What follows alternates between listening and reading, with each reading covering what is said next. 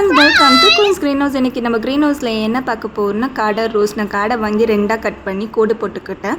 அப்போ தான் மசாலா நல்லா உள்ளே பிடிக்கணும். கருவேப்பிலையும் மிளகாவும் நல்லா கட் பண்ணி வச்சுப்பேன்.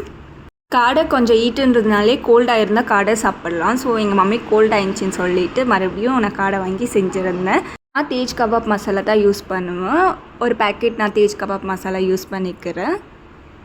அதுக்கப்புறம் மிளகாத்தூள் 1.5 ஸ்பூன் போட்டுக்கிட்டேன். அதுக்கப்புறம் காஷ்மீரி சில்லி பவுடர் கலருக்காண்டி 1 ஸ்பூன் ஆட் பண்ணிக்கலாம். அதுக்கப்புறம் soya sauce 1 spoon, chilli sauce 1 spoon add பண்ணிக்கிறேன். நான் ஃப்ரெஷ்ஷாக இஞ்சி பூண்டு பேஸ்ட் அரைச்சி தான் யூஸ் பண்ணுவேன். ஸோ அரைச்சி 1.5 ஸ்பூன் யூஸ் பண்ணிக்கிட்டேன். அப்படியே ஒரு முட்டை உடைச்சி ஊற்றி நல்லா மிக்ஸ் பண்ணிக்கலாம். ஏன்னா முட்டை போட்டு ஒட்டாமல் வரும். ஸோ அதனால முட்டை போட்டு நல்லா மிக்ஸ் பண்ணிக்குவேன். மிக்ஸ் பண்ணிட்டு ஒரு காடையும் எடுத்து நல்லா மசாலா பெரட்டி அது மசாலா நல்லா ஊற விடணும். நம்ம ஒரு 5லேருந்து 10 நிமிஷம் ஊறணும்.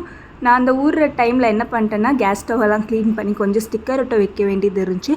அதையும் நான் ஒட்ட வச்சுக்கிட்டேன். ஃப்ரெண்ட்ஸ், நீங்கள் எப்படி காடையை பெரட்டி டோஸ்ட் பண்ணுவீங்கன்னு சொல்லி என் கமெண்ட் செக்ஷனில் கமெண்ட் பண்ணுங்கள். ஃப்ரெண்ட்ஸ், மறக்காமல் சேனலை சப்ஸ்கிரைப் பண்ணிக்கோங்க, பெல் பட்டன் கிளிக் பண்ணிக்கோங்க. அதுக்கப்புறம் ஆயிலை ஊற்றி நம்ம நல்ல ஆயில் காஞ்ச உடனே இப்படி தான் ஆயில் காஞ்சிச்சான்னு செக் பண்ணுவேன். ஓப்பன் பண்ணி பார்த்தோன்னா அந்த காஷ்மீரி சில்லி பவுடரோட அந்த கலரே வேறு லெவலாக இருந்துச்சு. எனக்கு ரொம்ப பிடிச்சிருந்துச்சி. நான் நினச்சேன் ரொம்ப ஸ்பைஸியாக இருக்கும்ன்ட்டு. பட் அந்தளவுக்கு எதுவும் ஸ்பைசி இல்லை ஃப்ரெண்ட்ஸ். ஆனால் ரொம்ப நல்லா டேஸ்டியாகவே இருந்துச்சு. அதுவும் மேலே நான் எண்ணெய் எதுக்கு ஊற்றுறேன்னா லைக் ஒட்டாமல் வரும்னு தெரியும். இருந்தாலும் நம்ம உஷார் நம்ம இருக்கணும்னு சொல்லிட்டு ஒட்டாமல் வர மேலே எண்ணெய் ஊற்றி பார்த்துட்டே இருந்தேன். அதே மாதிரி எனக்கு ஒட்டாமல் வந்துச்சு. அதே மாதிரி பார்த்தீங்கன்னா நான் இதில் உப்பு ஆட் பண்ணல. ஏன்னா இதில் ஆல்ரெடி உப்பு இருக்குது, அந்த மசாலா இல்லைன்னு சொல்லிட்டு ஆட் பண்ணல. என் மேலே ஆயில் தெரிக்குதுன்னு சொல்லிட்டு நான் அப்படி வச்சுட்டு இருந்தேன். தேங்க்ஸ் ஃபார் வாட்சிங். என் சேனல் பிடிச்சி லைக் பண்ணி ஷேர் பண்ணுங்கள். மறக்காம பெல் பட்டன் கிளிக் பண்ணுங்கள். Bye friends.